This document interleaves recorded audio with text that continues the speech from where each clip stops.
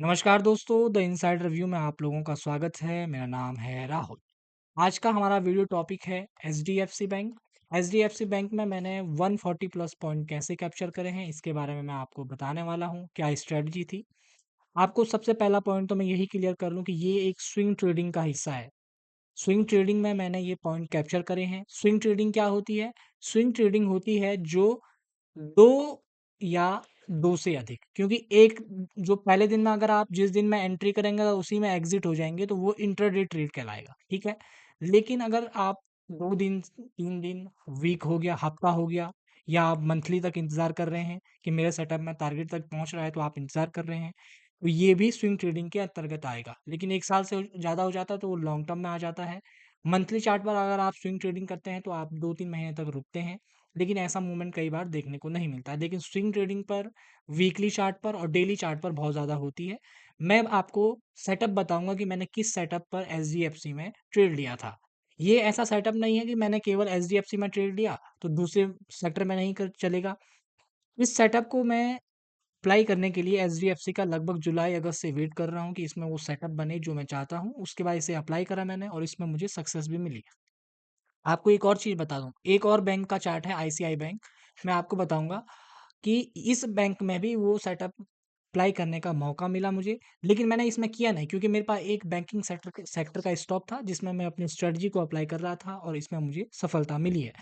ऐसा नहीं है कि हर बार ये सफल ही हो जाए, लेकिन मैक्सिमम चांसेस है स्विंग ट्रेडिंग लगभग सक्सेस ही रहती है। अगर आप देखेंगे अदर ट्रेडिंग और स्विंग ट्रेडिंग, तो सबसे ज़्यादा लोग सफलता पाते हैं स्विंग ट्रेडिंग में।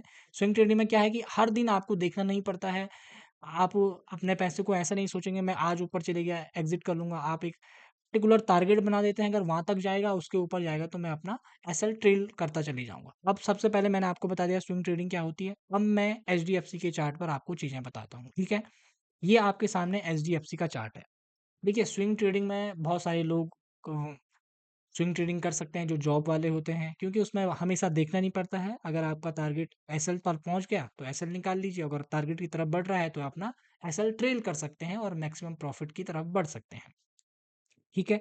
लेकिन ये वीडियो केवल लर्निंग पर्पज़ की है। मैं आपको नहीं कह रहा हूँ कि अब एचडीएफसी में आप इन्वेस्ट करिए या किसी अन्य उसमें इन्वेस्ट करिए। आपने केवल सीखना है जो मैं सेटअप आपको बताना चाह रहा हूँ, ठीक है। ये क्या पॉइंट है?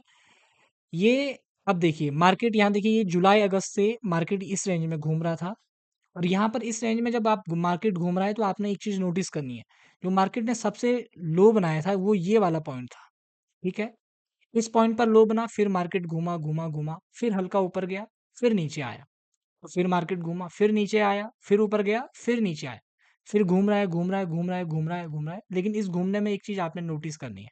देखिए ये लो बना, उसके बाद ये लो बना जो इस लो से ऊपर है, उसके बाद ये लो बना, इस लो से ये ऊपर है, उसके बाद ये लो बना, यहाँ लो बन रहे थे, यहाँ लो बन रहे थे, ये सब अपने स्विंग लो से ऊपर ऊपर बन रहे थे, ठीक है।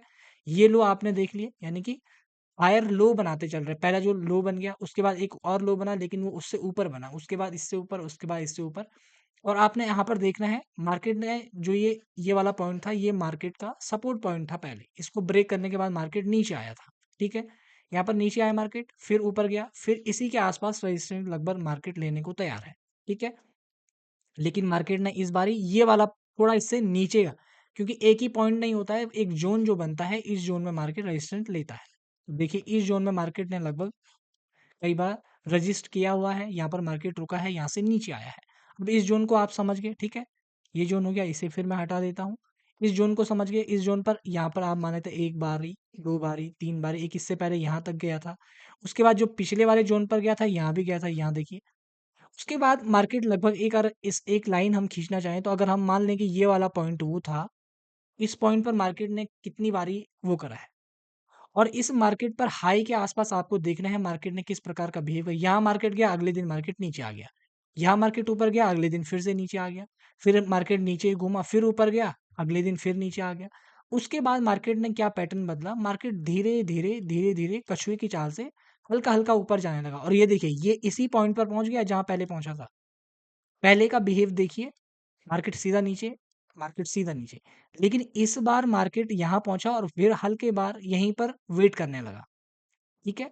ये वही पॉइंट है जहां पर आपने एंट्री लेनी है, ठीक है। ये एंट्री लेने का पॉइंट है। मैं अपनी एंट्री आपको अगर दिखाऊँ तो मेरी एंट्री लगभग इस कैंडल पर हुई है। यहाँ मैं कुछ क्योंकि यहाँ मैं देख रहा था कि मार्केट का मूवमेंट किस तरीके का है और मुझे ये जो मूवमेंट था, ये ये वाली जो मूवमेंट है मैं कैप्चर यहीं करना चाह रहा था और यहाँ पर मैंने इस कैंडल पर लिया था, इस वाली कैंडल पर ट्रेड लिया था। मार्केट हल्का इसी के आसपास आया, लेकिन ये स्विंग लो मैंने एसएल बनाया था पहले वाला। उसके बाद मार्केट यहाँ कहीं आया ही नहीं और धीरे-धीरे ऊपर चले जाने लग गया। लेकिन अगर आपको ये थोड़ा-सा रिस्की था और मैं अपने स्ट्रैटेजी को चेक कर रहा था, लेकिन आप तो वैसा करेंगे नहीं। एक नॉर्मल आदमी को अगर सेटअप उसका क्या है कि रेजिस्टेंस के पार मार्केट कितनी बार गया है और वहाँ पर किस तरीके की मूवमेंट की है। उस मूवमेंट के बाद वो ट्रेड लेगा और उसके बाद इंतज़ार करेगा। और देखिए, यहाँ मार्केट ने इतना सुंदर सेटअप बनाया है, अब इस सेटअप को सबसे सुंदर सेटअप आप कह सकते हैं, ठीक है? ये देखिए।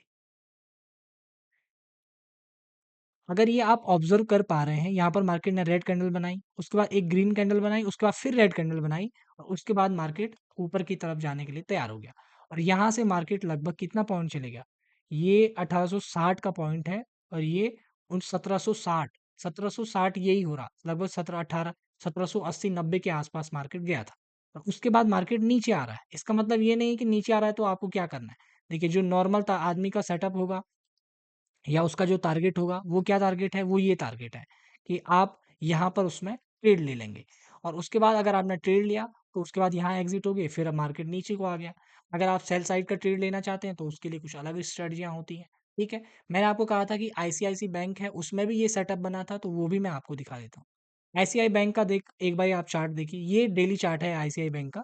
उसमें देखिए मार्केट ने ये हाई सबसे हाई बनाया था, उसके बाद मार्केट नीचे गया, उसके बाद धीरे-धीरे ऊपर गया, इस हाई पर इस पॉइंट पर आया था।